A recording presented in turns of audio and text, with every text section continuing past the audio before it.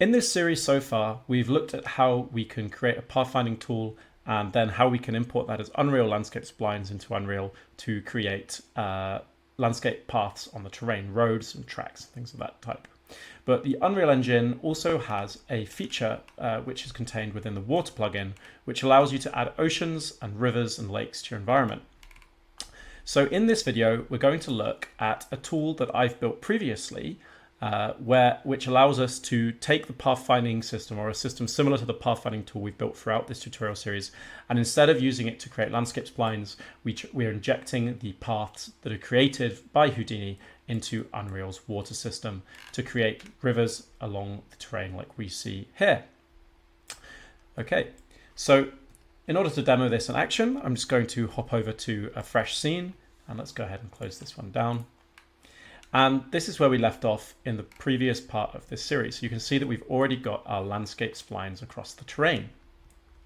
In order to work with water, we're first going to go and make sure that we have the necessary plugins enabled. So we're going to search for water. We're going to turn on water and water extras. We're going to go and turn on the procedural content generation framework and all of its associated plugins. And we're also going to turn on geometry script. Now, not all of these plugins are strictly necessary, but they do come with helpful functions, such as functions that allow you to resample splines in order to sort of smooth or add complexity. And that's something that I took advantage of in my tool. So we're going to turn those on anyway. And when you turn them back on, then you should have the water plugin enabled. So if you load back up the level, then the first thing we're going to do is we're going to go and add a new object to the level, and we're going to add an ocean. And you should see that we can now find a water body ocean. So we're going to place this into the scene. And if it looks a bit strange to begin with, that's totally normal. We're just going to go down and actually make sure that on the water body ocean, we're going to search in the details panel for effects, landscape, and we're going to turn it off. Okay, so now you see that our landscape has returned to looking normal, but we have this weird kind of ocean lower down towards the bottom of the scene. So you're going to see that with the water body ocean selected there, we actually have this spline circle. And what I'm going to do is I'm just going to pull this up to the level of our terrain. And you'll see that once we get it high enough, we get a seamless border between the ocean in the distance and the edge of our landscape. If we fly away from the terrain, you can see that the water has a little seam around the edge of our landscape tile. I'm sure this will be patched out at some future point. But the most important thing is that it all looks good when viewed outwards, facing outwards from the terrain. Okay, so that's already looking a lot better. So let's go ahead and save.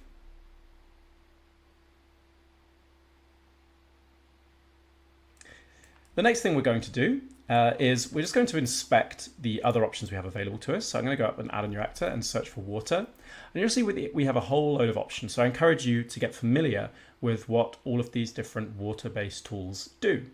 But we don't need to work through this menu because we've created our own scriptable tool, just like before. So you should see, along with the tool that you've created, that we have actually got this river spline. So if you are working in the project that I supplied already, you'll have access to both of these tools. If you're working in your own project, after enabling the plugins, you'll need to make sure that you go into the project that I supplied, and you'll need to go to the Pegasus 2024 folder, go into Tools, and you should see there's a Rivers subfolder. So what you want to do is select everything inside of the Rivers subfolder except for the level example, right-click, Asset Actions, and Migrate, and you need to migrate these over into your project. Okay, if you migrate these before you've enabled the correct plugins in your project, then when you import them over, things will break. So make sure that you've enabled the correct plugins to begin with. All right, so now let's have a go at working with the river system tool. So I'm just going to go ahead and click on the river tool. As always, the first time I load the Unreal project, it takes a little while for the Houdini engine session to connect, but now it has connected. And we see that alongside our Pegasus terrain pathfinding HDA from our pathfinding tool, we now have a Pegasus river HDA living in the scene. Before I go into how all of this works, let's just give it a try. One distinction between the previous tool and the river tool is that instead of just clicking on the terrain, you'll see that if we click, nothing happens. We actually are going to need to shift click to add a waypoint. And if you wait after adding your first waypoint, you'll see that straight away a path has been found down towards the nearest coastline. And if we click off of this path and then click somewhere else with another shift click, we're going to see that we can very quickly and easily decorate the terrain with rivers that flow down towards the sea. So under the hood, this is very similar to the pathfinding tool that we've set up throughout the course of this workshop, but there are a few distinctions. You may have noticed already that when we add a new river to the system, the Houdini engine cooks very quickly and the output affects the landscape almost instantly. We also don't have to go up to the tool and press cook in between runs. So basically, instead of deleting the river HDA and then reinstantiating it to regenerate all the rivers every time we run the tool, this tool is smart enough to just update the specific spline that is associated. And you can see that we're getting these water body rivers in the outliner. And I'll go into how this is working a little bit later. But in essence, we're able to abuse data transferring between Houdini and Unreal to avoid having to send all of the splines back and forth continually. Okay, so I've added a few rivers there now, and I'm reasonably happy with how things are going. If I wanted to modify the course of this river, you'll see that we do have a gizmo at the start and the end, although the one at the end is actually the gizmo is hidden under the water, so it's a little bit hard to see. But what if we wanted to adjust the course of the river somewhere in the middle? Well, the way that I set that up on this tool is that we just go up to the parameter interface and we're going to subdivide the spline, which will add a new gizmo to the middle of the river. And then if we pull that to the side, you'll see that it will now route through the new path. And just like with the pathfinding tool for the roads, if I go and select a different river, you can see that we've now selected this one over here, and it remembers the level of subdivision that I want to have on my gizmos. So if I go to 4, it'll now break up the river with more control points. And essentially, we're not having to store any construction splines in the scene because it's just sort of grabbing all of the points along the curve and putting control points at kind of sensible places based off of the number of control points you want to add. So it's all fairly snappy, easy, and intuitive. And now we're going to have a look at how this was set up inside of the Scriptable tool. So if we go down to the tool inside of Pegasus 2024, Tools and Rivers, you'll see that we have the Pegasus River HDA, which we'll look at inside of Houdini shortly. We also have the property set for the river, and that's the parameter interface. We have a struct, and a struct is just a sort of a data structure there, which has some properties that are exposed on the property set. Finally, we have the tool itself, and that's what we're going to look at and we're most interested in. So a little bit intimidating at the first glance, but in reality, it's not altogether much more complicated than the landscape spline tool that we've built over the course of this series. Let's just have a little look at the sections first before we dive in. We have our script startup session here in the top left, which is where when we open the tool for the first time, this is all the logic that will run. We have a script shutdown, so when we exit the script, this little logic runs. We have tick, so this logic is going to run every instance that the tool is running. Okay, so now let's look back at the script startup, and we'll see that there are some wires coming outside of the script startup into the HDA post-initialize and post-cook sequence. So you should be familiar by now with how when we instantiate a digital asset inside of Houdini, we create a Houdini digital asset wrapper, and that wrapper is what allows us to access the cooking of the HDA, the stages of the cook, and the initialization and running logic and blueprints that's based off of where we currently are in that HDA cook process. So you can see that we run some logic to set some parameters after we initialize the HDA, and then after cooking, we do a lot as well. And this is slightly different to how it works in our other tools, so we'll dive into this in a little bit. We also have a handle user input section down at the bottom, which shouldn't look too different to how we handled the inputs inside of the other tool that we've built, although there are some differences. So I'll be going into that soon a little bit. And then we have a start cook sequence. So we can see that every time the user makes an input, we're now going to trigger the HDA to cook again. And I'll go into this little sequence in a little bit as well. And finally, something else that's new is we have this draw HUD section. So the Scriptable Tools framework inside of Unreal allows you to draw objects in the viewport.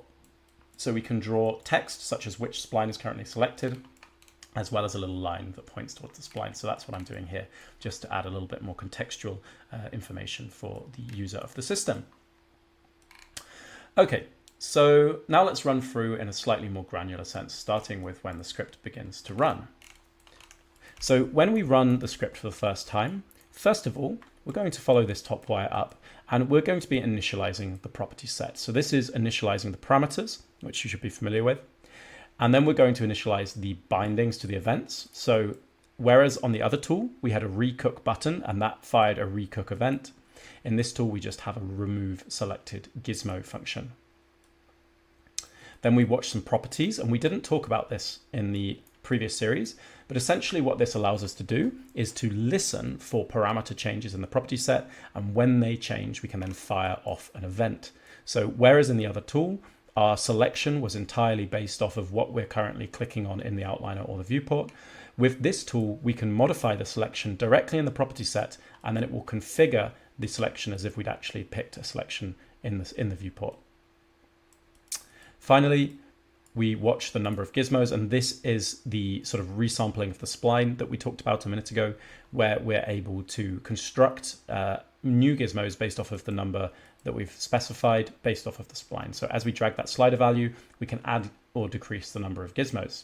So you can decide for yourself whether you prefer the kind of gizmo logic in this tool or the way that we set it up previously in the other tool, where if you click, it will sort of smartly insert the points based off of where the current cursor position is. All right, so after dealing with the property sets, we're going to deal with initializing the Houdini session. The Houdini start session will just create the Houdini session if there isn't already one available. And then we're going to wait a frame before instantiating the Pegasus River HDA.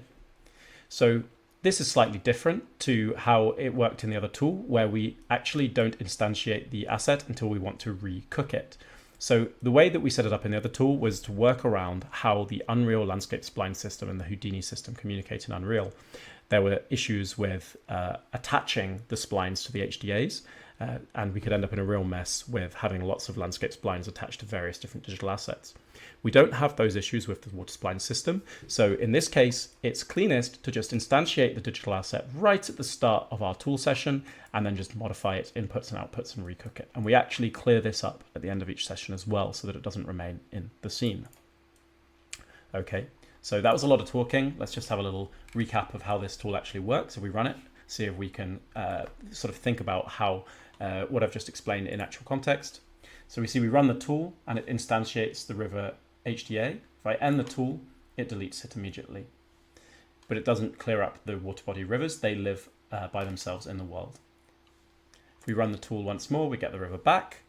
And we see there's no currently selected river, there's no currently selected gizmo, and there's two gizmos that are going to be created if we select a river spline. So let's just go ahead and grab a spline by double clicking it. You can see that it's created two gizmos, one at the start and one at the end. And if I increase the number of gizmos, we'll see that it increases them, as I said before. Okay, you can see as well that if I select a gizmo, we can see those contextual sort of heads-up display saying the name of the gizmo and also coloring a little golden point for the one that's currently selected.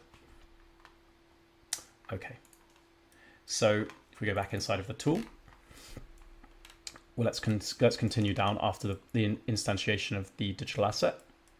So we can see that we also create a post-initialization delegate. So this runs straight away after the HDA is finished being instantiated. So there's some logic that that's going to call, but also we create a post-cook delegate. So this is logic that will run after every cook. Okay, so before we go into the HDA initialization and cook sequences, we're just going to take a closer look at the shutdown and tick. So if we have a look at the shutdown, we can see that we're just deleting the instantiated Houdini digital asset as we did before.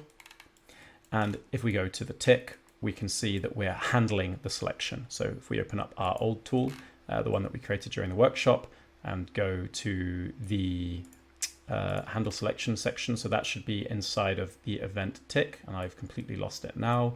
There we go. So we can see that, no, that's the wrong section. Where on earth am I going?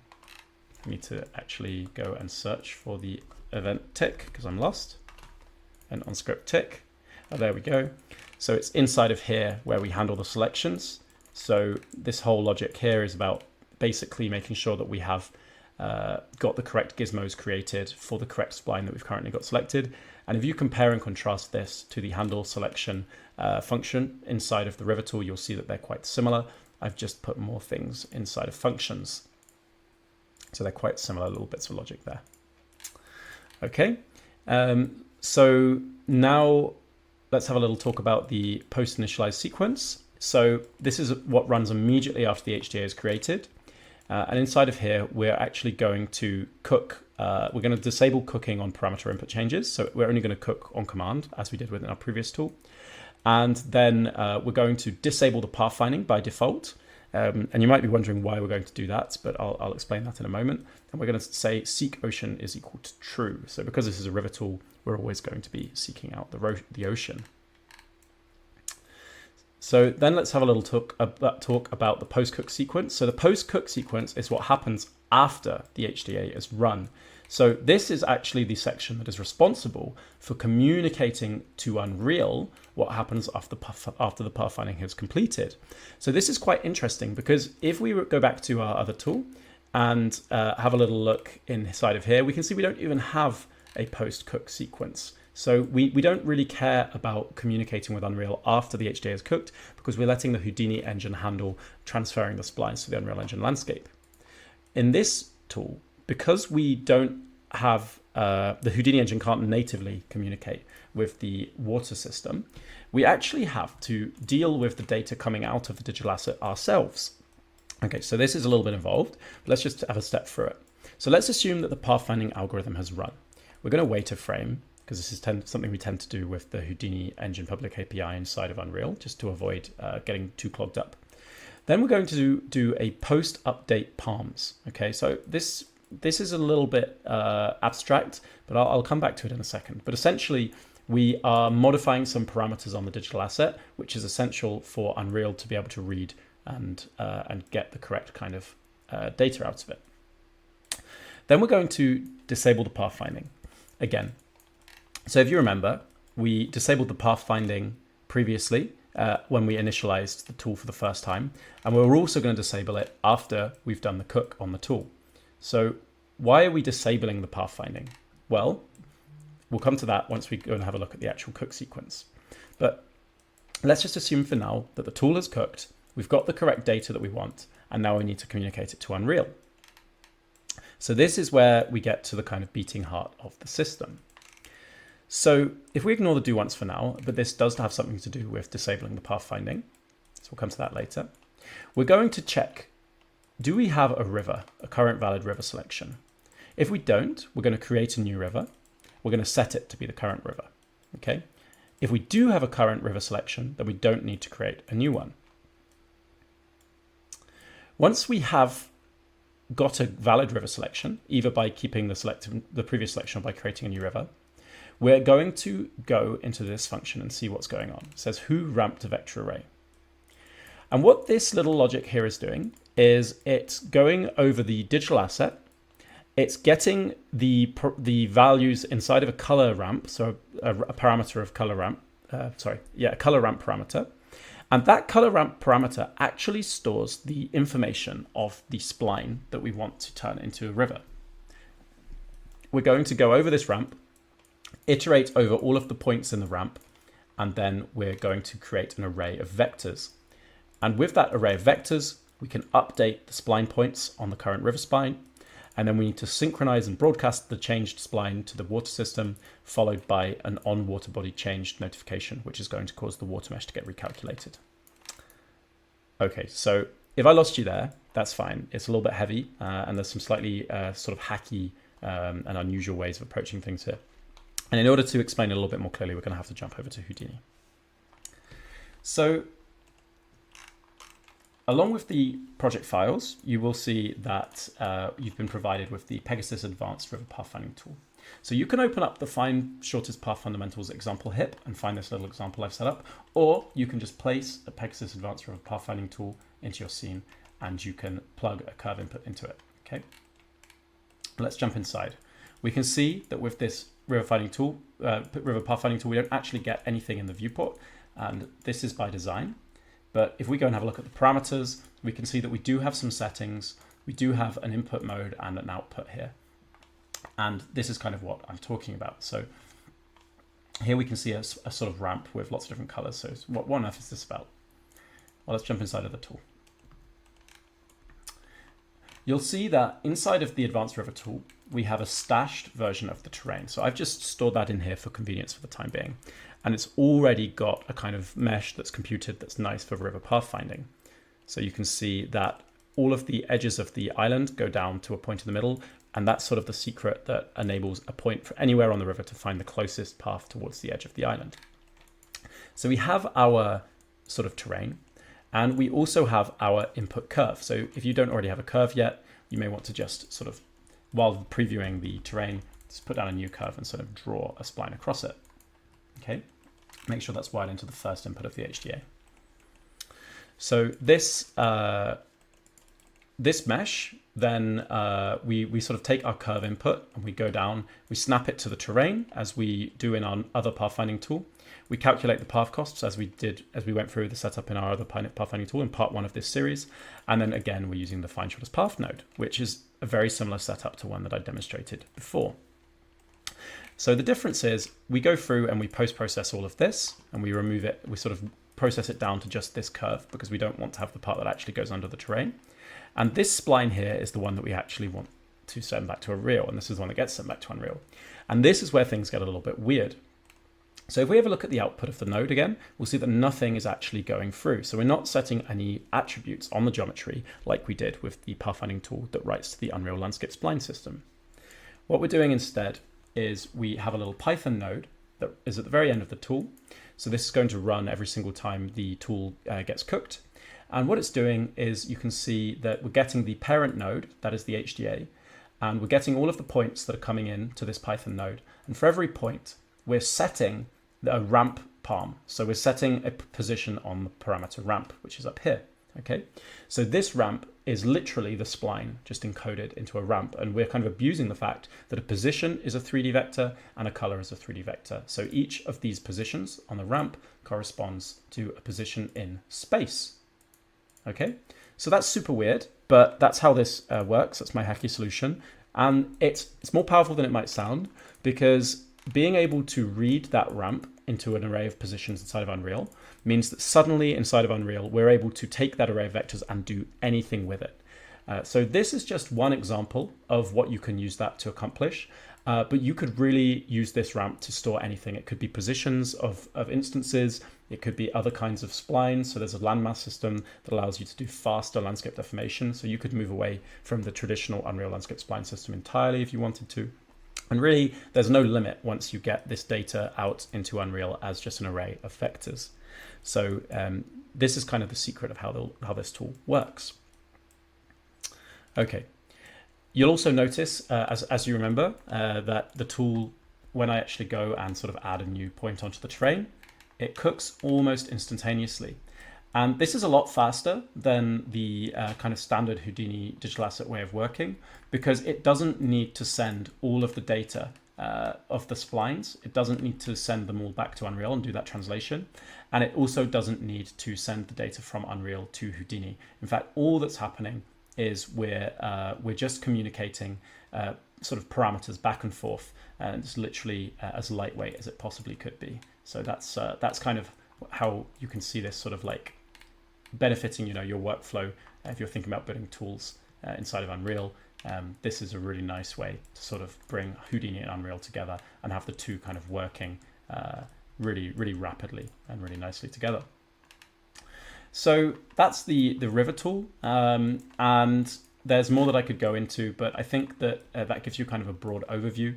I did mention previously that we have to cook twice, so you can see that I've got these two recooks here, and this is just because I found that given that I'm setting so many palms parameters on the digital asset, sometimes the parameters wouldn't be ready until I'd done the second, by the time I did the first recook. So forcing a recook and then waiting a little bit and then doing another recook always ensured, at least in my testing, that the parameters would be correctly transferred sort of backwards and forwards between Houdini and Unreal. And it probably has something to do with my little Python snippet. So that was just a little hacky solution there that I found as well to get that working.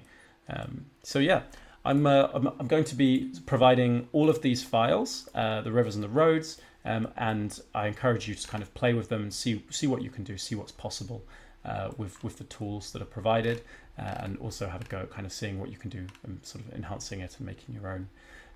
One big area for potential improvement is what happens when the river spline crosses a path. So what would be really nice here in this case is that, you know, a bridge would automatically be detected that there was a river there, and that a bridge would be created. And this really isn't too hard of a problem, to tell you the truth, because what we can do